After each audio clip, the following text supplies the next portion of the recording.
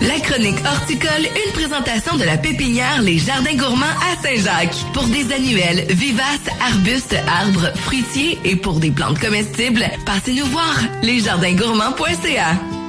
Bon matin, Joël. Bon matin, Sylvain. T'as passé un beau week-end? Oui, et toi? Très, très belle fin de semaine. Et là, tu me fais plaisir. Non seulement ce matin, mais la semaine prochaine aussi. Moi, j'étais un maniaque de tomates. J'aime beaucoup. Et là, on va parler de tomates, justement. Les différentes variétés, puis notre jardin de tomates. Exactement. Il est encore un peu trop tôt pour les planter au jardin, mais on peut déjà penser à se les procurer en centre-jardin parce que ça vaut la peine d'avoir les variétés qu'on souhaite avoir exactement. Okay. Donc, à ce moment-là, on peut les acheter tout de suite et les garder à l'intérieur au bord d'une fenêtre ensoleillée, les sortir quand il fait en haut de 10 degrés à l'extérieur, mais dès qu'il fait en bas de 10, il faut penser à les rentrer. Donc, il y a plusieurs critères qu'on va regarder quand on choisit les variétés de nos tomates. La première chose, c'est qu'est-ce qu'on veut avoir comme type de fruits.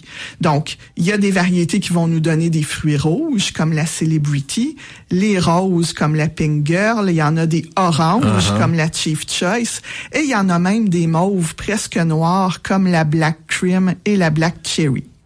On a aussi toutes sortes de formes, hein? La cerise, la poire, la bonbon, la italienne et les cœurs de bœuf.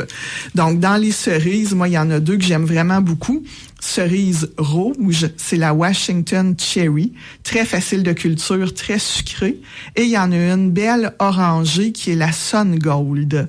Dans les poires, il y en a une qui est vraiment en forme de poire, à peu près la grosseur d'une tomate cerise, qu'on appelle la Yellow Pear. Il y a aussi les tomates bonbons qui sont à peu près grosses comme le bout de mon petit doigt, qui est la tomate Matz. Et puis évidemment, on a nos cœurs de bœuf, là, une tranche, un sandwich. C'est pas il faut s'y connaître. Parce que quand tu connais pas trop, évidemment, le goût est très différent, dépendamment de ce qu'on veut en faire. Exactement. Le goût est différent, la grosseur aussi. Donc, souvent, on va parler au niveau du goût des tomates ancestrales. Donc, les tomates ancestrales, c'est des variétés qui sont cultivées depuis très, très longtemps pour leur goût, pour leur saveur, tandis que les variétés modernes, ben, elles ont été développées par l'humain pour leur rendement, pour leur résistance aux maladies et pour leur production un peu plus hâtive que les tomates ancestrales. Je comprends. Donc, des fois, ça peut être intéressant aussi dans un même jardin d'alterner différentes variétés. On commence avec les plus hâtives, puis on se garde les tomates ancestrales pour un petit peu plus tard dans la saison pour avoir plus de goût. OK.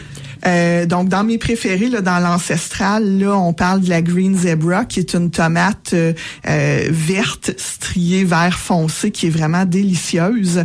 Il y a la Strip German, qui est une grosse tomate, qui a l'air d'un coucher de soleil, avec des tons de orangé et de rouge. Et il y a toute la série des Brandywine, qui donne vraiment une tranche, un sandwich, dans le rouge, le rose et le jaune.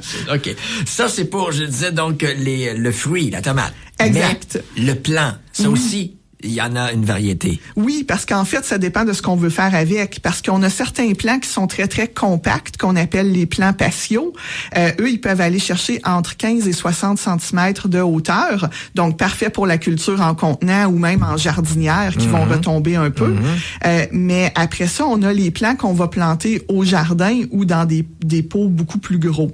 Là, on parle de plants à croissance déterminée ou à croissance indéterminée. Croissance déterminée, c'est qu'on le sait, quelle hauteur ça va venir à maturité. Ça va aller chercher en général 1,20 m de hauteur et c'est un type de plant de tomate qui est un peu plus buissonnant. Tandis que les plants à croissance indéterminé, ben là, en fait, c'est que la hauteur que ça va atteindre, ben son nom le dit. C'est indéterminé. C'est ça. Tant que tu le laisses aller, il va pousser. S'il y a un support pour monter à 8 pieds, il va aller à 8 pieds. S'il y a un support pour monter à 12, 15 pieds, il est capable d'y aller aussi. Exactement. Okay, je comprends. Parfait. Donc, le type de support qu'on va fournir à nos plants de tomates va justement dépendre de ça.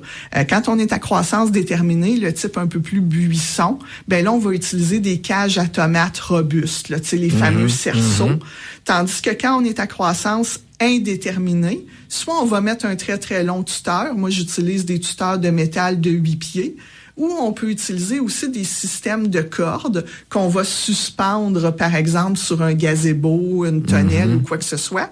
Et là, on va faire tourner le plant autour de cette corde-là et puis on va le stabiliser avec un système de clips, un peu comme ils font dans les cultures en serre pour les tomates, finalement. OK. Est-ce qu'on doit enlever les gourmands ou non? Ah, ça, c'est une bonne question. Dans le fond, les gourmands, c'est les espèces de petites pousses qui poussent à l'aisselle de la feuille et de la tige, qui nous donnent l'impression que le plant veut faire une deuxième tête.